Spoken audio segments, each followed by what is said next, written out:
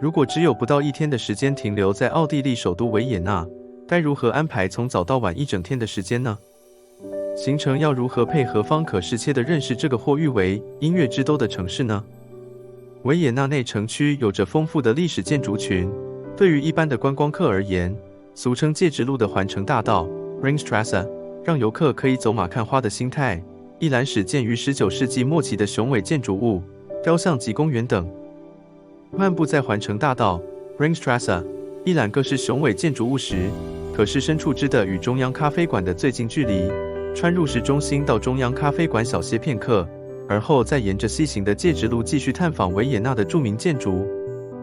另一音译为熊布朗宫的美泉宫 Schlossgartenbrunn， 巴洛克式风格的宫殿吸引众人慕名而来，但宫殿背后的法式园林更是令人叹为观止。这一大面长约600公尺、高约10公尺、修剪整齐的绿树墙，置身其中绝对让人印象深刻且难忘。由美泉宫搭乘轻轨电车在 Skatenter 站下车后，回至地面第一眼即可见到长85公尺、宽55公尺的沃蒂夫教堂 Votivkirche。 这座新哥德式建筑是一座罗马天主教教堂，若是无暇进入教堂内参观，倒是可以拨空在教堂前的草地上躺坐，感受一下当地人的悠闲生活。西行的戒指路在维也纳大学 Universität Wien 前的路段，可以明显看到路面与轻轨转弯的曲线。犹如印象布拉格所提，欧洲绝大多数都是被列为古迹的建筑，几百年的东西维护整理必有一定周期，能看到算是运气好，若只看到围着一大排鹰架，那也只有认份了。沿着戒指路的西行转过来看到的维也纳大学 Universität Wien， 正面便被鹰架给彻底挡住了。走着走着，看到对面有一座纪念碑，上面刻有被尊称为乐圣的贝多芬雕像。原来贝多芬在一旁大楼的4楼曾经居住了8年之久，为纪念这位集古典主义大成的浪漫主义音乐家，原居住处已改为贝多芬之家，提供民众付费入内参观，每个月的第1个星期日可免费参观。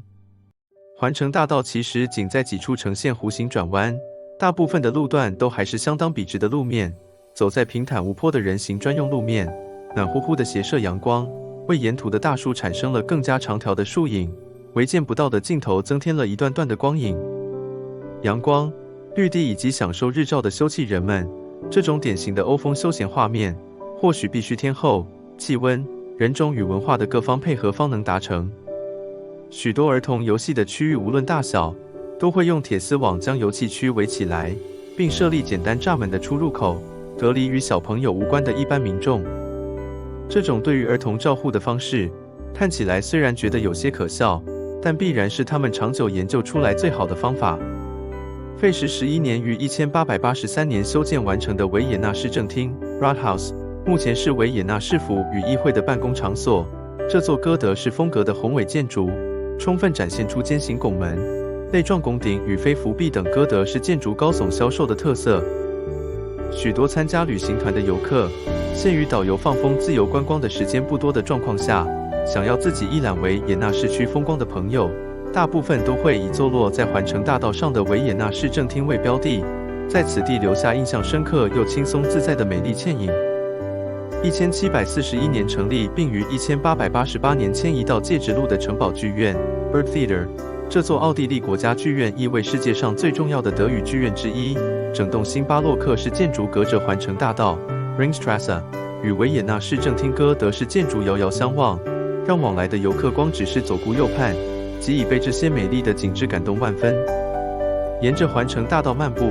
周围除了教堂、学府、剧院及市政单位外，内城区的几个大型公园亦紧邻着西行戒指路。走累了、看乏了，就进入公园找张椅子或舒服的草地，直接就近小歇片刻储备能量。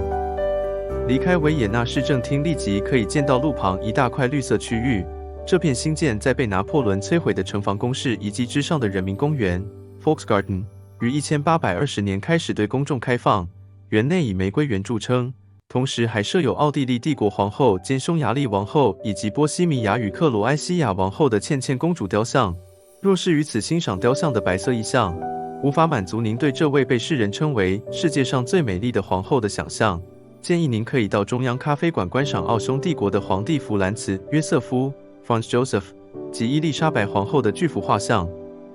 穿过人民公园，可以直接进入一旁的英雄广场 （Heldenplatz）。这个霍夫堡皇宫的外部广场曾经发生过许多重要事件，其中最著名的便是1938年希特勒在此宣告德奥合并。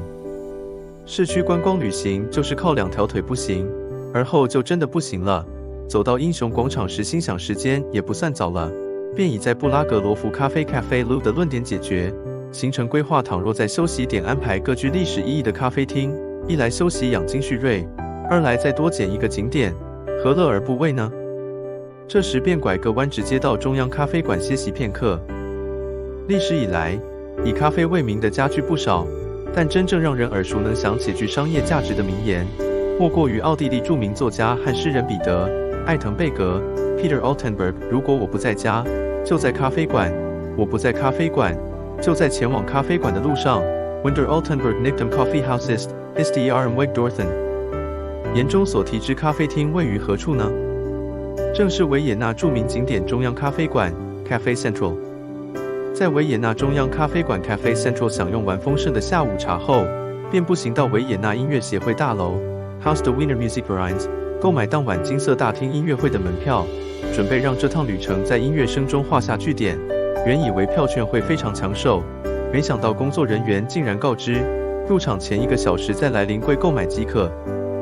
漫步走进卡尔广场，转个弯就可以看到宏伟的卡尔教堂立于远方。待走近时，更被眼前一大池水给吸引，眼界视线以池水为分割线，上下窥视，左右扫描，两边对称性的硬体建筑架构，对照着水池倒影的正反面虚实影像，光线、色彩又不时地产生变化。原本一栋看似简单的灰白色教堂，在这些因素的扰动驱使之下，让简单坐在水池边的我们，眼里看到的内容产生无限可能的视觉意象。